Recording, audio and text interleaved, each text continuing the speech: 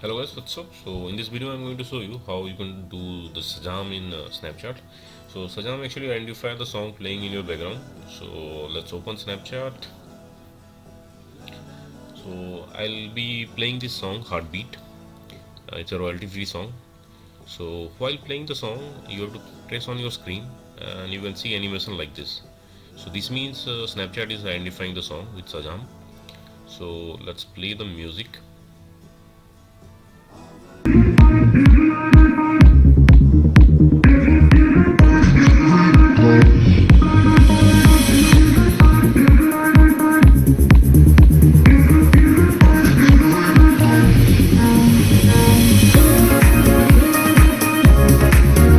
Okay guys, so you can see the pop-up Snapchat identify the song with Shazam Heartbeat. So that's all guys. Likewise you can identify the song in Snapchat with Shazam.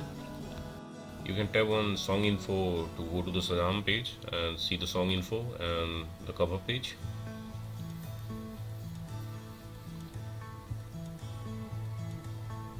And if you have subscription to Google Play Music, you can directly listen the song from here. So that's all guys. Thanks for watching the video. See you in the next video.